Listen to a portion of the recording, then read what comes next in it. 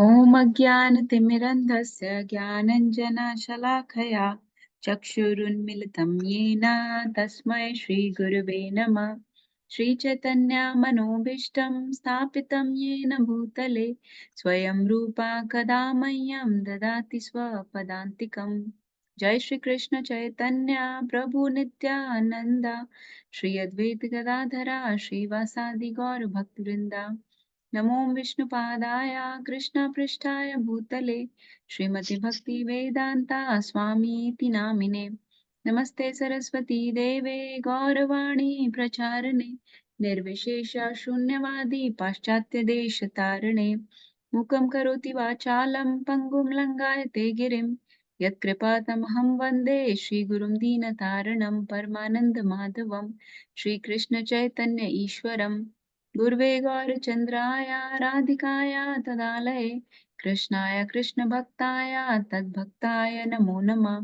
हरे कृष्णा कृष्ण कृष्णा हरे हरे हरे राम राम राम हरे हरे। ॐ नमो भगवते वासुदेवाय। ॐ नमो भगवते वासुदेवाय। ॐ नमो भगवते वासुदेवाय। ॐ नमो भगवते वासुदेवाय। ॐ ॐ नमो नमो भगवते भगवते वासुदेवाय। वासुदेवाय। नारायणं नमस्कृत्य नरं चैव नरोत्तमं देवीं सरस्वतीं व्यासं ततो जयमुदीरयेत्। नष्टप्रायेषु भद्रेषु नित्यं भागवत सेवया भगवती उत्तमा श्लोके भक्तिर्भवति नैष्टिकी। कृष्णाय वासुदेवाय देवकी नन्दनाय च नन्दगोपकुमाराय गोविन्दाय नमो नमः। Hare Krishna. Okay, we'll get started. Thank you everyone for joining. We read till verse 6, so we are reading Dhruva Maharaj's prayer, the chapter 9, fourth canto. This chapter is titled Dhruva Maharaj Returns Home, and we have to read verse 7. So I can get the class started. I will read the first one, and we'll keep taking turns to read and share. 4.9.7, please will do lead and follow. एकस्त्वमेवा भगवन्निदमात्मशक्त्या एकस्त्वमेवा भगवन् आत्मशक्त्या मायाख्ययोरुगुणय महदादियशेषम् मायाख्ययोरुगुणय महदाशेषम्। दृष्ट्वानुविश्य पुरुषस्तदसद्गुणेषु विश्य सदसद्गुणेषु पुरुषस्तदसत्सु नानेव दारुषु विभवसु विभासि वदारुषु विभासु विभासि। Translation and purport by His Divine Grace Srila S. Bhaktivedanta Swami Prabhupada, Srila Prabhupada Ki Jai. My Lord, you are the Supreme One, but by your different energies you appear differently in the spiritual and material worlds. You create the total energy of the material world by your external potency, and after creation you enter within the material world as the Super Soul. You are the Supreme Person, and through the temporary modes of material nature you create varieties of manifestation, just as fire, entering into wood of different shapes, burns brilliantly in different varieties. Purport: Dhruv Maharaj realized that the Supreme Absolute Truth, the personality of Godhead, acts through his different energies. Not that he becomes void or impersonal and thus becomes all-pervading. The Mayavadi philosopher thinks that the Absolute Truth, being spread throughout the cosmic manifestation, has no personal form. But here, Dhruv Maharaj, upon realization of the Vedic conclusion, says, you are spread all over the cosmic manifestation by your energy. This energy is basically spiritual, but because it acts in the material world temporarily, it is called Maya or illusory energy. In other words, for everyone but the devotees, the Lord's energy acts as external energy. Dhruv Maharaj could understand this fact very nicely, and he could understand also that the energy and the energetic are one and the same. The energy cannot be separated from the energetic. The identity of the Supreme Personality of Godhead in the feature of Paramatma or Super Soul is admitted herein. His original spiritual energy enlivens the material energy, and thus the dead body appears to have life force.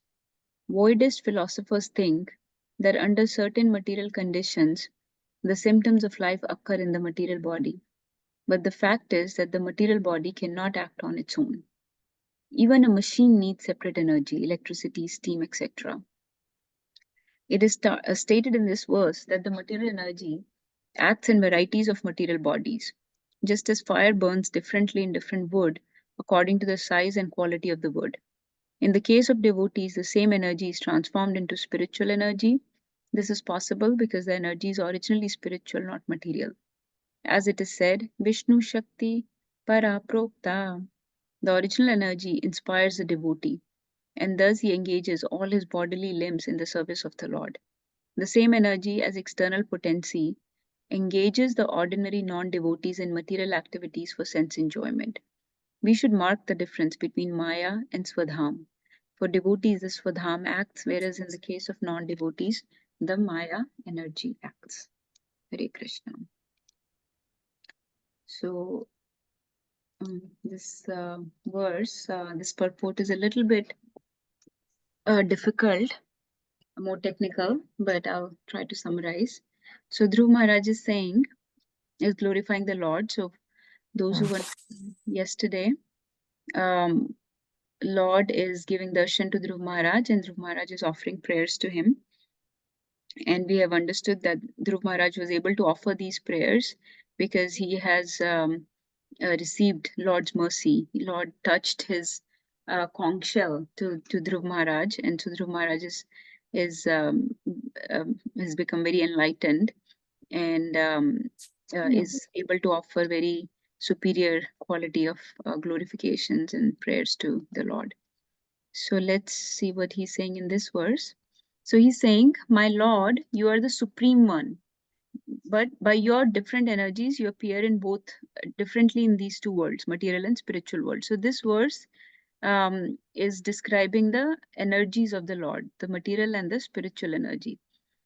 So basically, the energy of the Lord is how Lord is pervading into everything in this world, how this world is functioning. Like Krishna says in Bhagavad Gita many times that I'm pervading into everything. Everything is supported by me. Everything in this material world is run by me. Is based on me. I am the foundation of it. So Maya tatamidam sarvam jagat avyakt murtina. Or he says mattasthani sarvabhutani na chaham teshvavastita. So like that he says in different places, especially in 7th and 9th chapter, where he describes his energies, about how the Lord is perform. The whole material world is dependent on Lord's energies for its functioning. So, in the first part of the purport, Prabhupada is refuting the Mayavadi philosophers who seem to think that Lord is something impersonal, supreme. There is no person or personality or form as such, but just something all pervasive, something void or impersonal that pervades into everything and supports it. But actually, we know that there is a person whose energies support everything. So, and then Prabhupada has described the two energies, that actually there is one energy, but when that energy acts upon this, upon the non-devotees or this material world, it is called material energy or Mahamaya because it has a different function. It acts as an illusory energy. But the devotees, when it acts on devotees, it is superior energy, or basically devotees are not are immune from the illusory energy of the Lord. So they only take shelter of the superior energy or the Yog Maya potency of the Lord. So the two words that are used in this verse are Maya and Swadhamna. Now, this word Swadham came from the last verse actually that we read yesterday. Swadham refers to the internal potency or the superior energy of the Lord, whereas Maya is referring to Mahamaya or the illusory energy, the inferior energy of the Lord. So the materialistic consciousness or ordinary people that are not taking shelter of the Lord, that are staying away, aloof from the Lord and engaged in this world, are taking shelter of this Mahamaya, whereas devotees are under the control, under the shelter, under the care of Swadham or the Yogmaya, the superior energy of the Lord. And then in the middle part of the purport, Prabhupada has refuted certain other philosophers who think that um, this material body becomes alive in certain conditions. Certain particular material conditions make the body come alive, and it starts showing the symptoms of life. But as we understand, Prabhupada has written the wonderful book, Life Comes from Life. So the body is otherwise just made of matter and is considered dead until spiritual energy, or until energy of the Lord, until the spiritual spark enters into it. So Prabhupada is saying spiritual energy enlivens the material energy. So the spiritual spark, the consciousness, the soul, spirit soul, when enters the material body, that is what enlivens it. So otherwise, and that's why the dead body appears to have life force. Dead body basically means a material body which is made of matter, gives the symptoms of life. It becomes enlivened because a spiritual spark has entered into it. Um, so, and then this analogy is given in the translation also, and Prabhupada has expanded on it in the purport about fire, which enters into different shapes of wood and burns in different ways, different varieties. So similarly, Lord's energy enters into different type of bodies and manifests differently. And also, Prabhupada has also given another analogy other than fire entering into the wood. He has given this example of energy entering into different machines, um, and how even machines need a separate energy. So similarly, our body also needs this energy of the Lord to act. And then the analogy of the fire burning in different types of wood.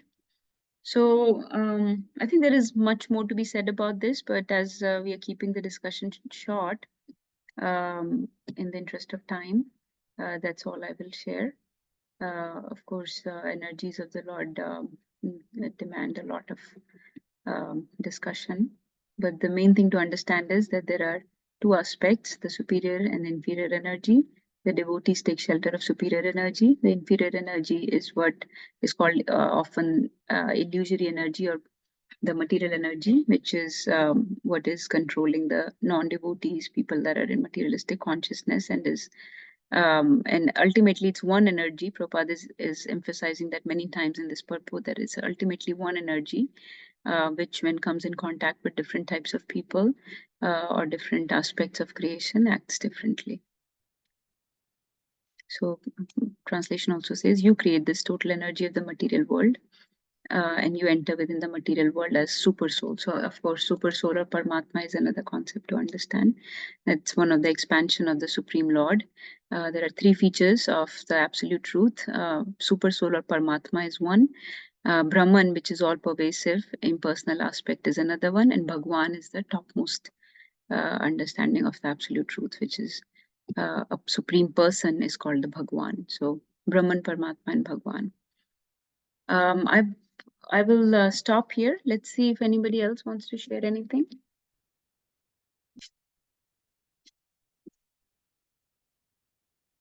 Any other points? There is. Hare Krishna Maharaj. I think the important is that we understand that if the soul enters the body, then then it will enlighten that body, and then the soul is a owner of the body. But that is not the case here, which is very clearly stated, because unless the energy of the Lord is there, the soul doesn't have any possible way to act.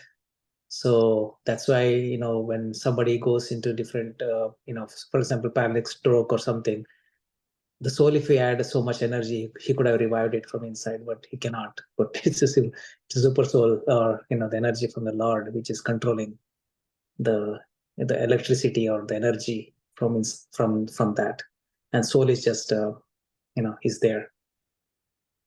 That's what my understanding was. Thank you, Mataji.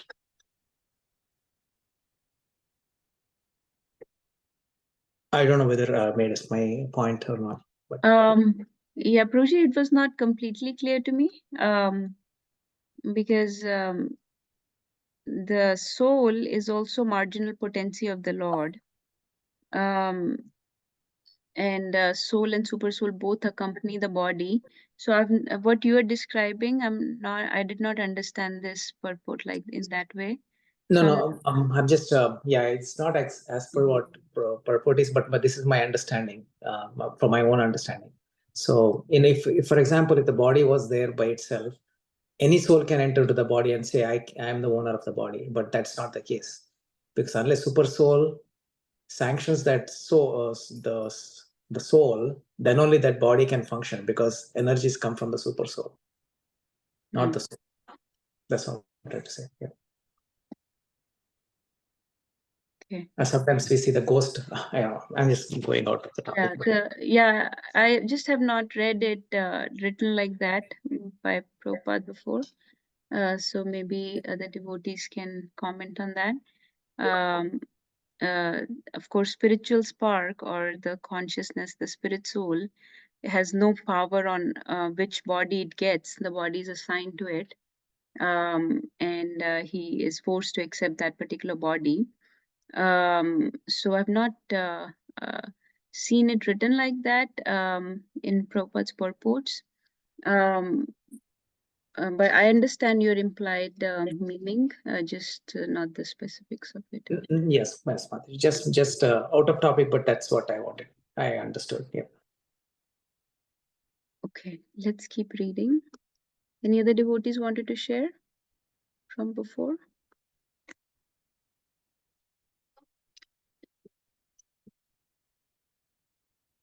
Okay, let's go to the next one, 4.9.8, and let's see if things become more clear. So I think this will be long tune. Anybody wants to read this, recite and read? Mataji, we are doing 8th. Yes, Prabhuji. I can do that. Yes, Prabhuji. त्वत्तया वयुनयेदमचष्टविश्वम् त्वदत्तया वयुनयेदमचष्टविश्वम् सुप्ता प्रबुद्ध इव नाथ भवत्प्रपन्ना सुप्ता प्रबुद्धैवनाथ नाथ प्रपन्ना भवत्प्रपन्ना तस्यापवर्ग्यशरणं तव पादमूलम् तस्यापवर्गय शरणं तव पादं पादमूलम् विस्मर्यते कृतविदा कथमार्थबन्धो विस्मर्ते कृतविदा कथामर्थबन्धो. Translation. O my master, Lord Brahma, is fully surrendered unto you. In the beginning, you gave him knowledge, and thus he could see and understand the entire universe, just as a person awakens from sleep and visualizes his immediate duties.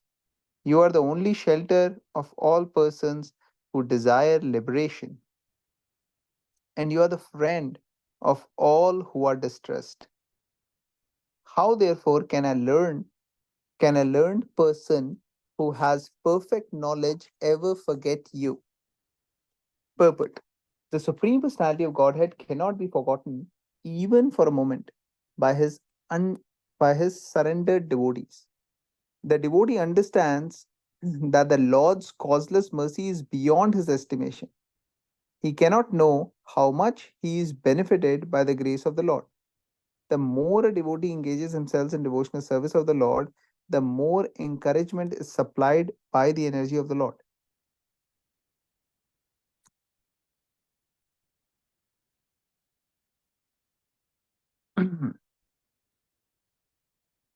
In the Bhagavad Gita, the Lord says that to those who are constantly engaged in devotional service with love and affection, the Supreme Personality of Godhead gives intelligence from within, and thus they may make further progress. Being so encouraged, the devotee can never forget at any moment the personality of Godhead. He always feels obliged to him for having achieved increased power in devotional service by his grace. Saintly persons like Sanak Sanatan and Lord Brahma were able to see the entire universe by the mercy of the Lord through knowledge of the Lord. The example is given that a person may apparently abstain from sleep all day, but as long as he is not spiritually enlightened, he is actually sleeping. He may sleep at night and perform his duties in the daytime, but as long as he does not come to the platform of working in spiritual enlightenment, he is, he is considered to be always sleeping. A devotee therefore never forgets the benefit derived from the Lord. The Lord is addressed here as Artha Bandhu, which means friend of the distressed. As stated in the Bhagavad Gita, after many, many births of executing severe austerities in search of knowledge, one comes to the point of real knowledge and becomes wise when one surrenders onto the Supreme Personality of Godhead. The Mayavadi philosophers who does who does not surrender onto the Supreme Person is understood to be lacking in real knowledge. The devotee in perfect knowledge cannot forget his obligation to the Lord at any moment. All right. So, translation again. O my master, Lord Brahma is fully surrendered unto you. In the beginning, you gave him knowledge, and thus he could see and understand the entire universe. Just as a person awakens from sleep and visualizes his immediate duties, you are the only shelter of all persons who desire liberation, and you are the friend of all who are distressed. How, therefore, can a learned person who has perfect knowledge ever forget you?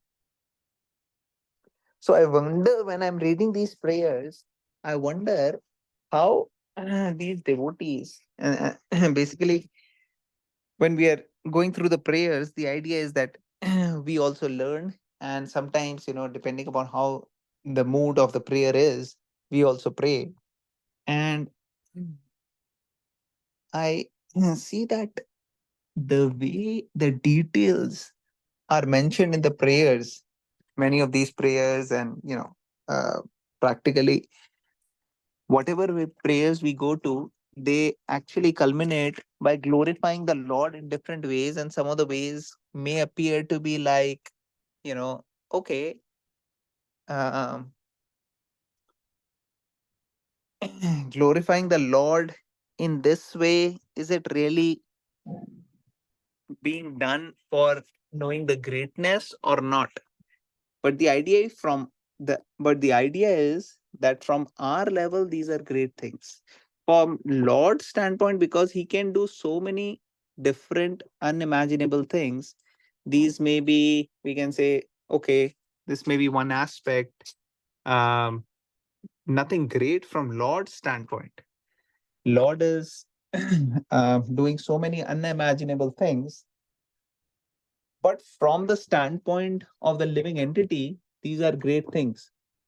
So here, for example, the talk is how Lord Brahma is surrendering, and Lord Brahma. So the glorification is that how Lord Brahma is fully surrendered to you. So from the standpoint of the material world, Lord Brahma is a great personality, and um, from the standpoint of where we are, it's like, it's almost like infinite compared to us and Lord Brahma. It's not infinite, but it's like, still pretty huge. And from Lord Brahma's level to the level of Lord Vishnu or the Supreme Personality of Godhead, it's like infinite. Lord Brahma is like nothing. So what is being mentioned here is Lord Brahma is fully surrendered unto you, and you gave him the knowledge, and because of which he woke up just like a person wakes up from sleep, he's awakened and he addresses the immediate duties. So that is how Lord Brahma is doing. And then how can a learned person who has perfect knowledge ever forget you? So basically, the glorification is uh, it's a rhetoric question here, um, that you can't be forgotten, in other words. And Prabhupada, of course, directs the point towards the Mayavadis. So in the next paragraph, Prabhupada is actually taking an opportunity to clearly distinct us that Mayavadis will not surrender.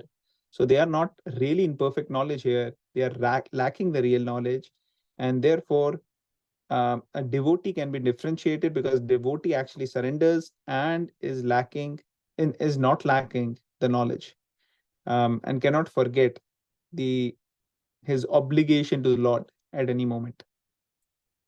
And prior to that, in the first paragraph, Prabhupada is mentioning the Supreme Lord cannot be forgotten even for a moment by his surrendered devotees.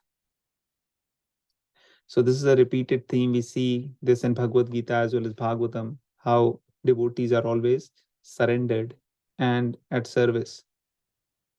Devotee understands the Lord's causeless mercy is beyond his estimation. He cannot know how much he is benefited by the grace of the Lord. The more a devotee engages himself in devotional service, the more encouragement is supplied by the Lord. So here we see that Dhruva Maharaj is taking the example of Lord Brahma, that he awakened, attended to immediate duties, and Dhruva Maharaj himself, we see his example, how he is small child, not even able to, have the ability to offer proper prayers or speak, but just by the touch of the conch shell, he transformed, and he previously acknowledged that his position, how he had immediately changed, and now he's also referring how Lord Brahma had attended his immediate duties and awakened. And Prabhupada is mentioning here that devotee understand that this is by the grace and the mercy of the Lord that one is getting benefited beyond estimation. And the more one engages himself in devotional service, the more encouragement is supplied by the Lord. Then Prabhupada is quoting Bhagavad Gita here. Those who are constantly engaged in devotional service with love and affection, Lord gives the intelligence. Dadami buddhi yogam tam yemanam upayanti, to make further progress. And as devotees get encouraged, they never forget at any moment and always feel obliged to the Lord. Prabhupada gives the example of saintly persons like Sanak, Sanatan, and Lord Brahma here. I was wondering why these. I'll be happy to hear if any devotees have any reflections. Not all the four Kaumaras mentioned, only Sanak, Sanatan, and Lord Brahma were able to see the entire universe by the mercy of the Lord through the knowledge of the Lord. In the later part, Prabhupada is saying, example is given the person may apparently abstain from sleep all day. So Prabhupada is giving an example that materially one may not be sleeping, but actually spiritually one person is still sleeping if he is not enlightened. As long as he does not come to the platform of working in spiritual engagement, enlightenment. So till the time one is not spiritually enlightened, one is actually sleeping only. And real enlightenment is spiritual enlightenment. That's why it is said that real human life actually starts when one understands why the human life is given to us. And that is the spiritual enlightenment. So devotee never forgets the benefit he derives from the Lord. So Prabhupada is emphasizing on the fact, the connection between the devotee, how he remembers, gets encouraged, continues to remember, continues to serve, and Mayavadi on the other hand don't do those things. So those are few thoughts on my side. Over to you, Mataji. Hare Krishna. Thank you, Prabhuji, for sharing. Wonderful. I don't think I have anything else. I really like Prabhupada keeps, or not only Prabhupada, in the translation also, this analogy of a person sleeping keeps coming. So you already elaborated on that, but I was just meditating on this point that as soon as the person wakes up, he starts attending to his immediate duties. So you know how we do. We start getting up, get ready for work, and very, very urgent, right? In a hurry, lots to do. So imagine somebody wakes up to the actual spiritual enlightenment when they realize this is the purpose of life. Athato Brahma Jigyasa. So when they realize that that's the goal of life, that's actually a real awakening. And so they have to get to it. Now there should be an urgency, a sincerity of purpose, intensity like we have when we wake up in the morning, how we are so sincerely, getting to our things. There's so much to do. So when you wake up, when you come in contact with devotees, you come in contact with Harinam and Bhagavad Gita. Now the enlightenment has begun. Now we have awakened. Now we should seriously, sincerely, intensely take to this path. But we keep hitting the snooze button, keep going back to sleep over and over again. So I was just thinking about that point. If it's okay, let's go to the next one. Is there anybody else wants to share anything?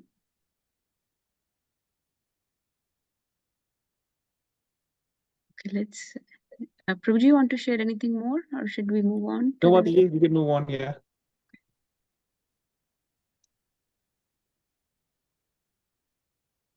4.9.9. Anybody wants to read this?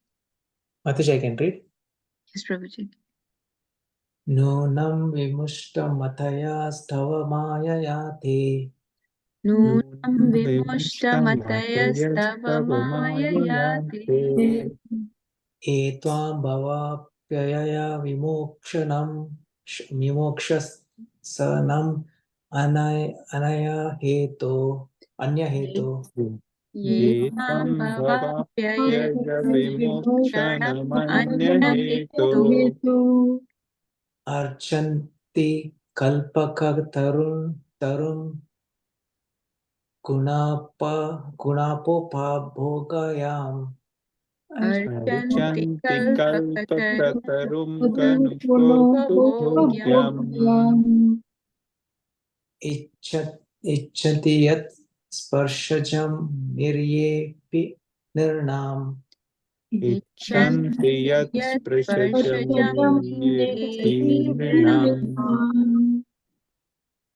Translation by Srila Prabhupada.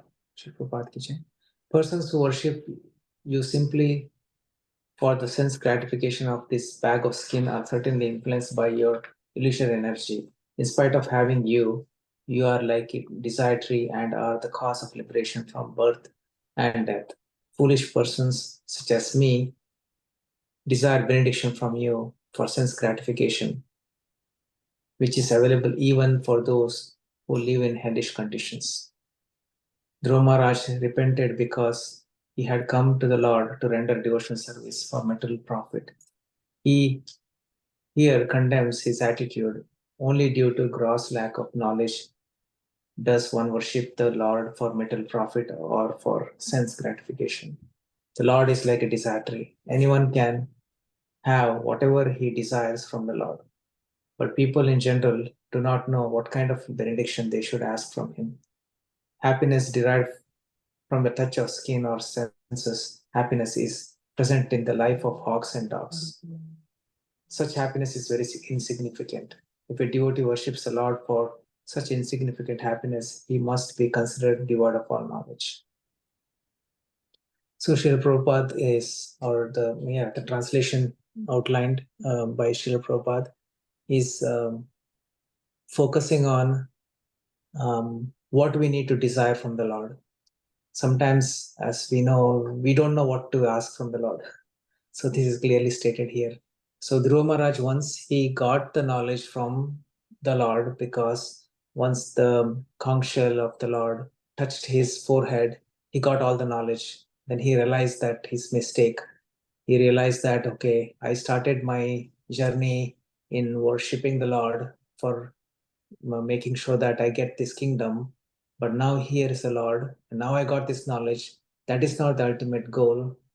The ultimate goal is to liberate from this birth and death cycle. And otherwise, these kind of benedictions for sense gratification even is available in the hellish conditions.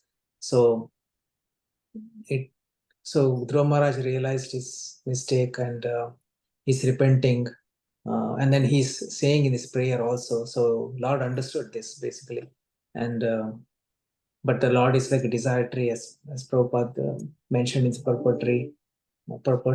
And then also Prabhupada is mentioning that who are desiring the material happiness, and then that kind of material happiness is available in the hawks and dogs also.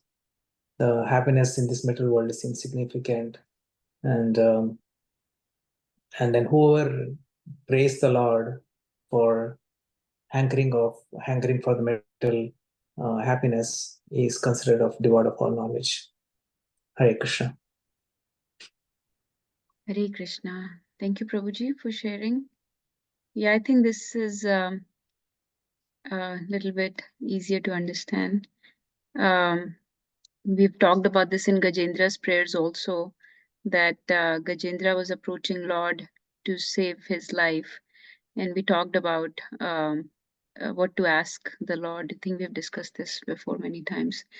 That we don't really even have the intelligence to know what to ask the Lord, and we look at very short-term things and ask for those short-term gains. We don't have that spiritual vision to understand what is good for us in the long run. And so we mostly ask things from bodily platform, but even if somebody approaches God in that way, those desires can be purified by performing devotional service. So actually, out of the 4 pious people that approach the Supreme Lord, correct me, Prabhuji, if it's Dhruva Maharaj is considered Artharthi, the one who's right, and Gajendra was considered the distressed. Yeah, distressed. Yeah, so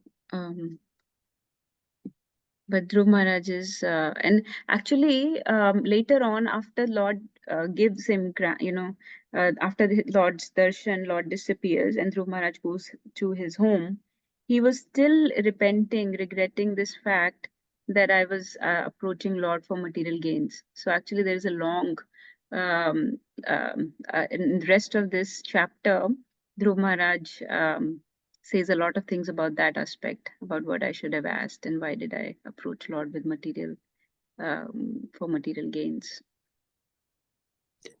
Mataji, I had one question on that. I think that's a very good point. I was thinking, like, why didn't Dhruva Maharaj go back again? Because and pray again and get the proper benediction, right? And he went back to the kingdom. So that's just my thinking. That's all. I'm not sure, Prabhuji. If I was how the past time was. Bhagwan ke ek bari darshan mil bahut badi baat hai. And then he's now going to live his life in perfect devotional service. So as we understand, for a devotee, he's getting constant darshan of the Lord. He's completely, constantly in touch with the Lord, pure devotees. So they don't need to have the Lord in front of them at all times. But I'm just making it up. We can, of course, read the future part of this chapter and see what he thinks, what he says. Okay, let's continue. Anyone wants to read this number 10? I think it's Mataji. Yes, Mataji. या निर्वृतिस्तनूभृतं तव पद्मा या निवृत्तिस्तनुभृतां तव पादपद्मम् ध्यानात् भवज्जानकथा श्रवणेन वा स्यात् ध्यानात् भवज्जनकथाश्रवणेन वा स्यात् सा ब्रह्मणि स्वमहिमन्यपि नाथमाभूत् सा ब्रह्मणि ब्रह्मणि स्वमहिमनि स्वमहिमानि अपि नाथमावृत्। नाथमावृत्. किं त्वान्तकाशीलुलितात् पततां विमान किं त्वान्तकासि लुलितात् त्वन्तकासिलुलितपततां पततां विमानात्. विमानात्. Translation and purport by Srila Prabhupada. Srila Prabhupada ki jai. Uh, My Lord, the transcendental bliss derived from meditating upon your lotus feet or hearing about your glories from pure devotees is so unlimited that it is far beyond the stage of Brahmananda, wherein one thinks himself merged in the impersonal Brahman as one with the Supreme. Since Brahmananda is also defeated by the transcendental bliss derived from devotional service, then what to speak of the temporary blissfulness of elevating oneself to the heavenly planets, which is ended by the separating sword of time? Although one may be elevated to the heavenly planets, he falls down in due course of time. Purport: the transcendental bliss derived from devotional service, primarily from Shravanam Kirtanam, hearing and chanting, cannot be compared to the happiness derived by karmis by elevating themselves to the heavenly planets or by jnanis or yogis who enjoy oneness with the Supreme Impersonal Brahman. Yogis generally meditate upon the transcendental form of Vishnu, but devotees not only meditate upon him but actually engage in the direct service of the Lord. In the previous verse, we find the phrase bhavapyaya, which refers to birth and death. The Lord can give relief from the chain of birth and death. It is a misunderstanding to think, as to the monist, that when one gets relief from the process of birth and death, he merges into the Supreme Brahman. Here it is clearly said that the transcendental bliss derived from Shravanam Kirtanam by pure devotees cannot be compared to Brahmananda or impersonal conception of the transcendental bliss derived by merging into the Absolute. The position of karmis is still more degraded. Their aim is to elevate themselves to higher planetary systems. It is said, Yanti Deva Vrata Devan.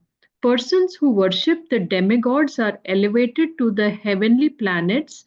Bhagavad Gita 9.25.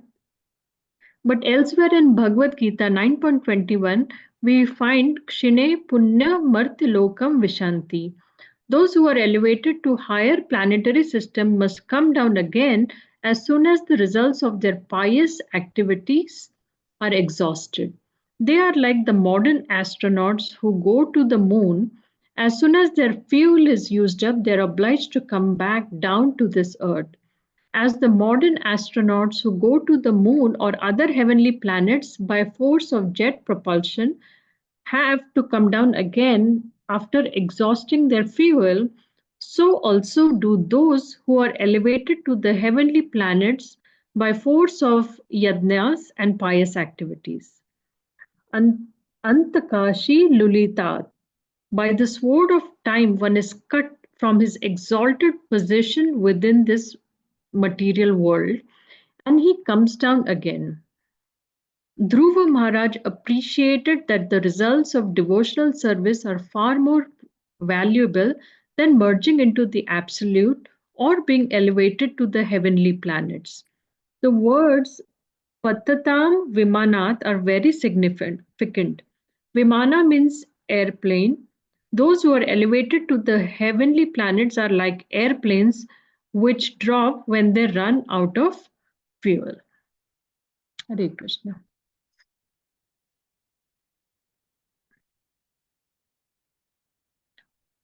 So here Dhruv Maharaj is continuing with his prayers and he is talking about the transcendental bliss that one achieves and from the Brahmananda.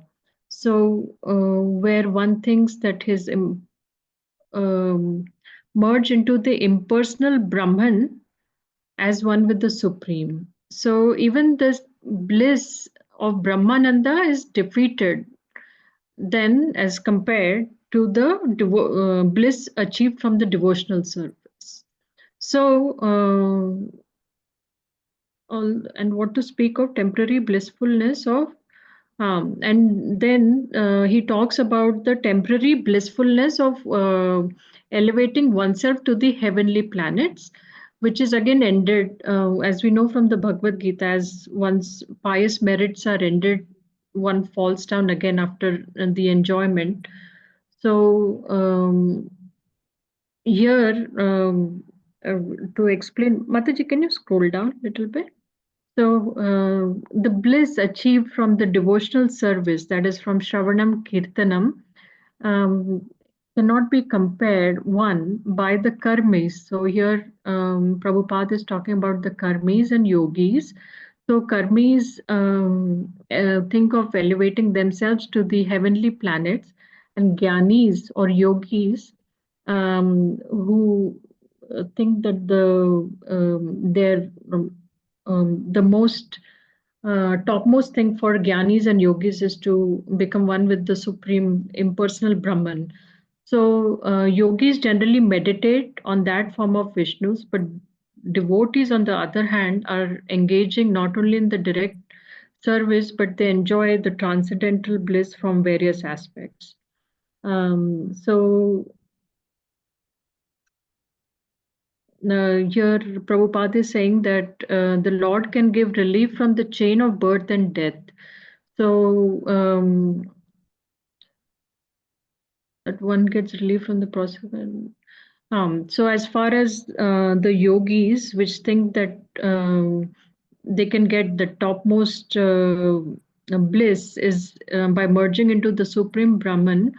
So the comparison is drawn that definitely the devotees enjoy the transcendental bliss just by Shravanam and Kirtanam, and it's not even comparable.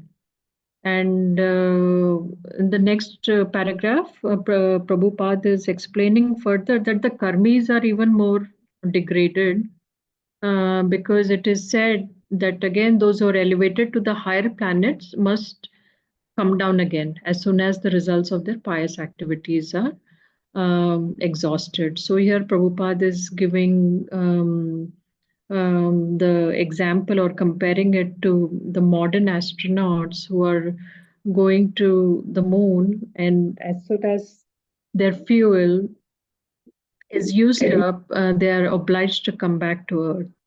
So similarly, the Antakashi Lulitat, that means by the sword of time, whoever is gone to the heavenly planets is cut down from his exalted position and he comes down again. So Dhruva Maharaj has just appreciated these aspects and has said that the devotional services of Shravanam Kirtanam are just unlimited and they are far beyond Brahmananda. Thank you, Mataji. Please add or correct. Hare Krishna. Thank you, Mataji, for summarizing, sharing.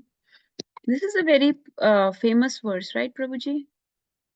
Because I remember this talked about before, Patatam Vimanat, that they fall down from the airplane.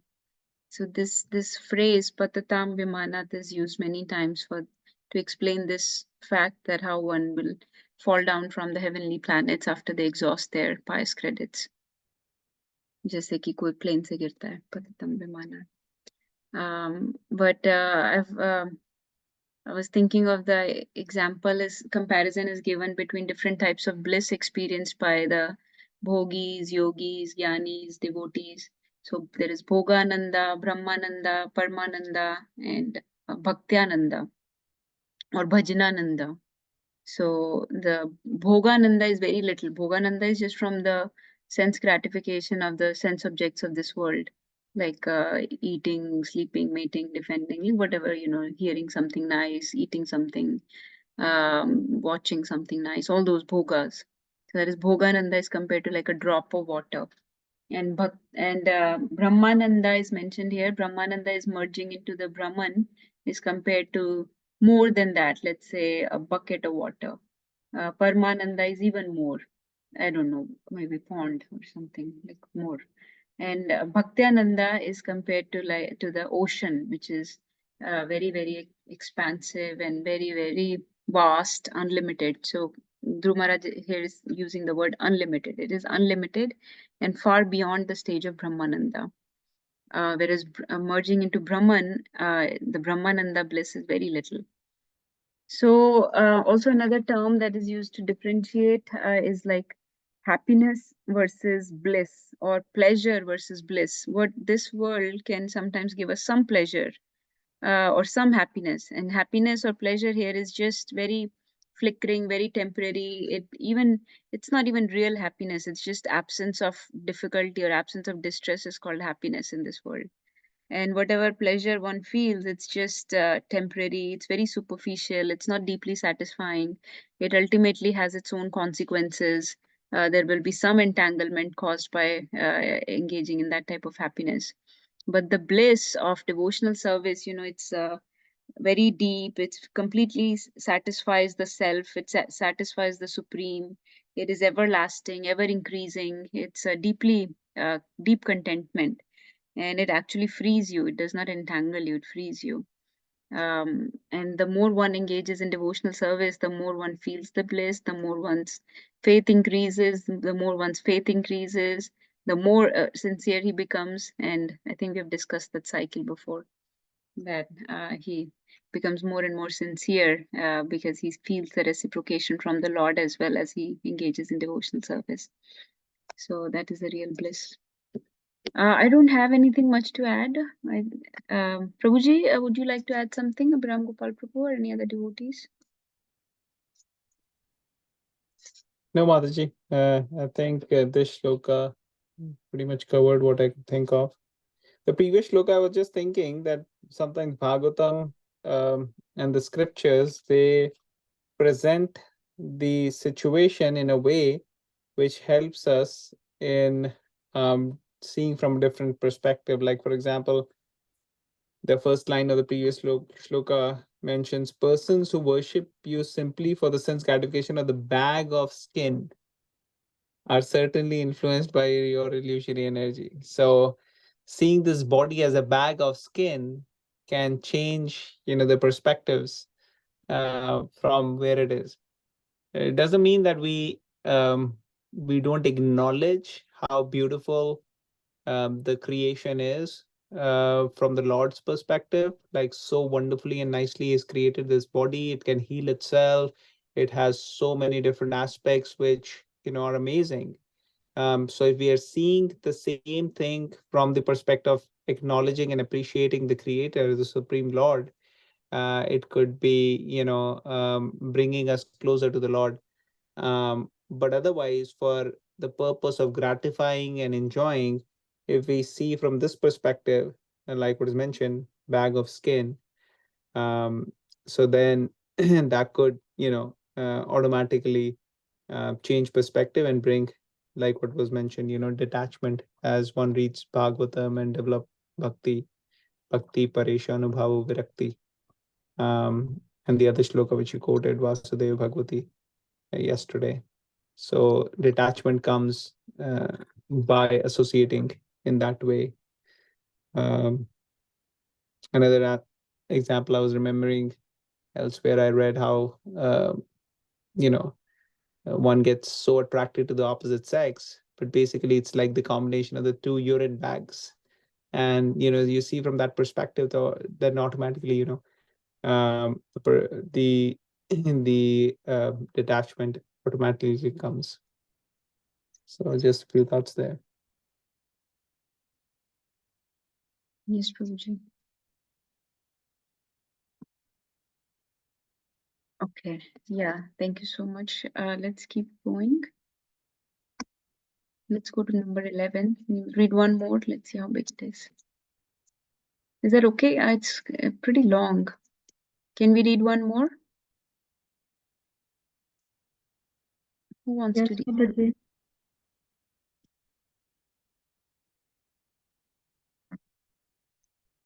If not, I can read. Okay, I'll start recitation and then let me know if somebody wants to read. Try, Mataji.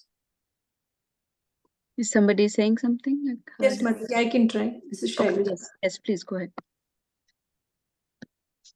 भक्तिं मुहुः प्रवहतां त्वयि मे प्रसङ्गो भक्तिं मुहुः प्रवहतां प्रवहतां त्वयि मे प्रसङ्गो भूयादनन्तमहताम् अमलाशयानाम् भूयादनन्तमहताममलाशयानाम् येनाञ्जसोल्लभनम् उरुव्यासनं भवाब्धिम् येनाञ्जसोपनमुरुव्यसनं भवद्भिः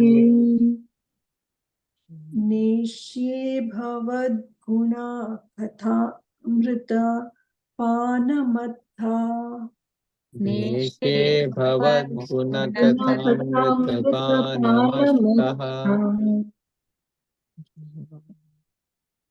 Translation and purport by Srila Prabhupada.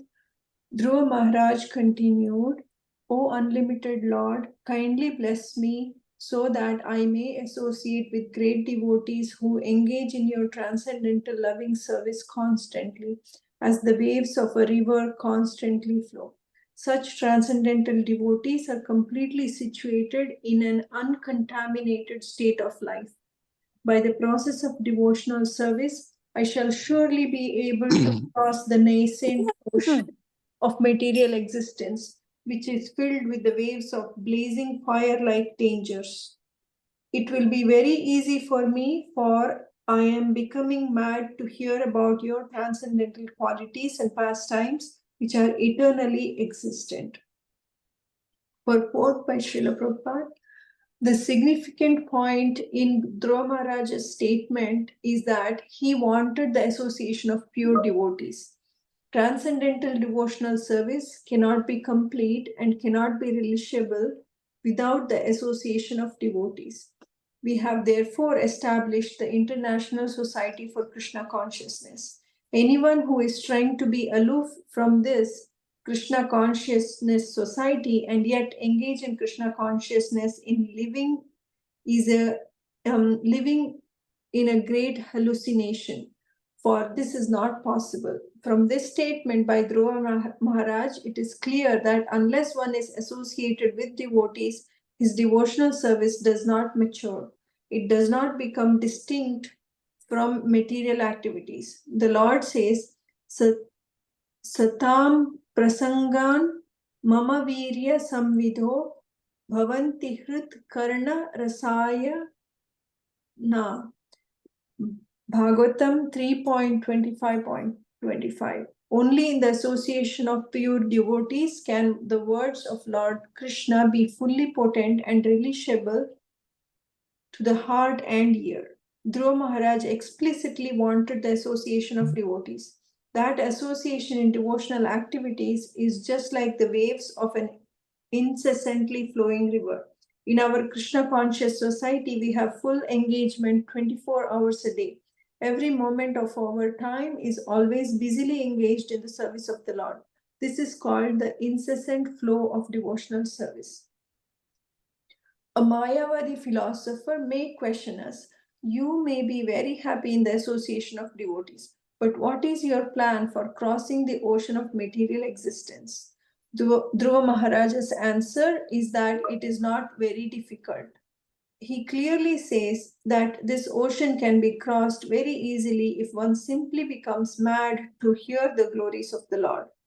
Bhavad Guna Katha. For anyone who persistently engages in hearing the topics of the Lord from Srimad Bhagavad Gita, Srimad Bhagavatam, and Chaitanya Charitamrita, and who is actually addicted to this process, just as one becomes addicted to intoxicants, it is very easy to cross the nascence of material existence. The ocean of material nascence is compared to a blazing fire. But to a devotee, this blazing fire is insignificant because he is completely absorbed in devotional service. Although the material world is blazing fire, to a devotee it appears full of pleasure. Vishwam Purna Sukhayate. The purport of this statement by Dhruva Maharaj is that devotional service in the association of devotees is the cause of the development of further devotional service. By devotional service only is one elevated to the transcendental planet Golok Vrindavan. And there is only devotional service. For the activities of devotional service, both in this world and in the spiritual world, are one and the same. Devotional service does not change. The example of a mango can be given here. If one gets an unripe mango, it is still a mango. And when it is ripe, it remains the same mango, but it has become more tasteful and relishable. Similarly, there is devotional service performed according to the direction of the spiritual master and the injunctions and regulative principles of Shastra. And there is devotional service in the spiritual world rendered directly in association with the Supreme Personality of Godhead. But they are both the same. There is no change. The difference is that one stage is unripe and the other is ripe and more relishable. It is possible to mature in devotional service only in the association of devotees. Hare Krishna. Wow, so beautiful. So Srila Prabhupada is making sure we understand that it is important to associate with the devotees. And that is the only way to keep our devotion strong. And the word specifically used here is not just devotion, it is devotional service. And Prabhupada is saying that to whatever service we are doing here, the devotional service we are doing here in material world is the same service that we will be doing in Golok Vrindavan when we go there. But when we are doing it in the material world, we are not perfected it yet, but in the spiritual world, that service is perfected service. And here we can practice that by serving the Vaishnavas and spiritual master and following the Shastras and following the regulative principles. But when we serve Krishna in the spiritual world, it is more ripened service because it is, I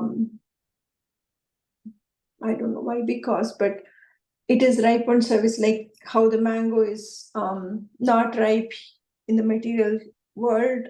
When we are in the material world, our service is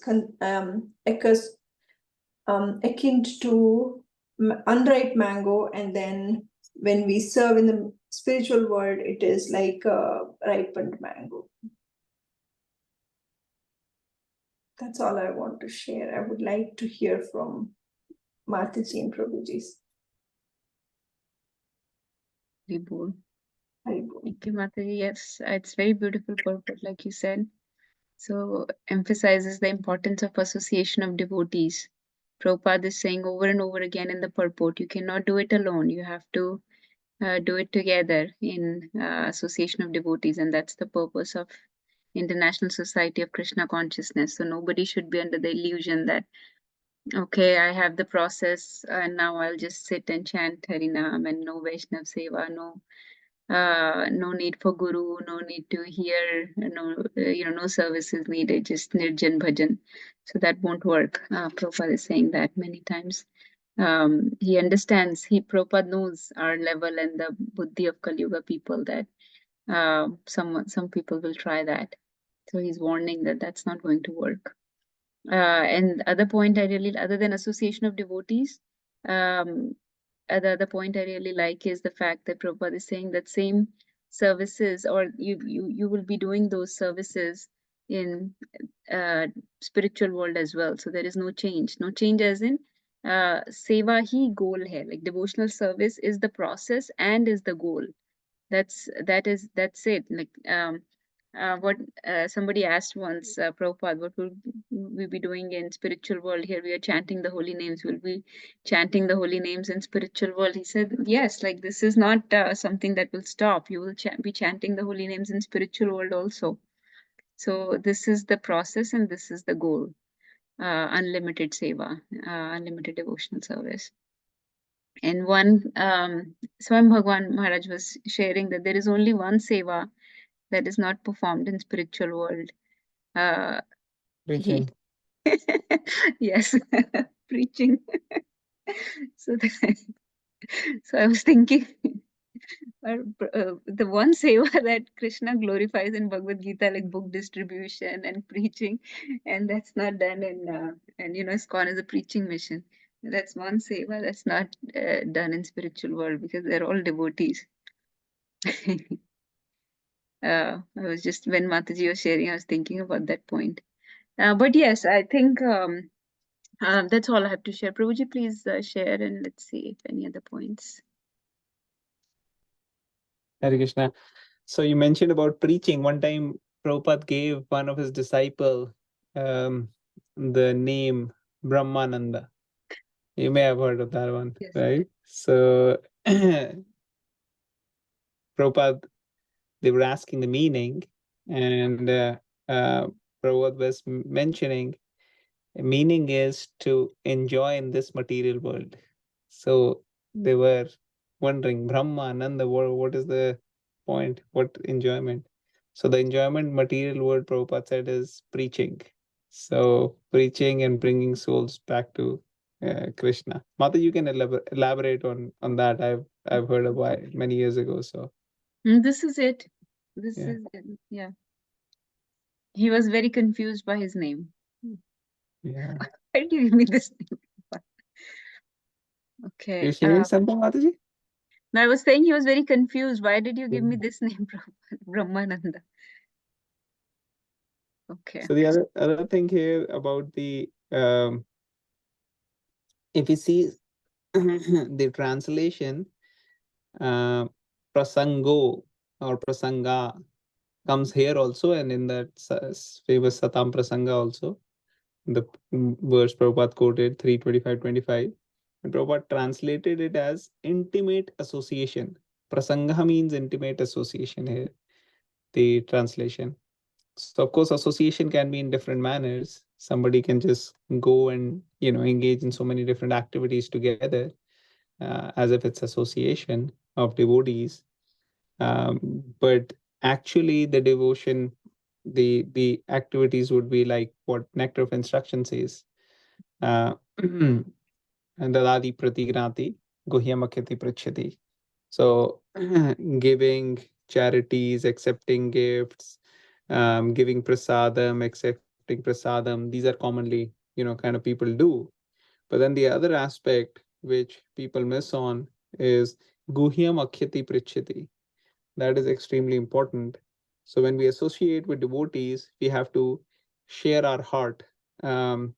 Everybody wants an ear to hear, right?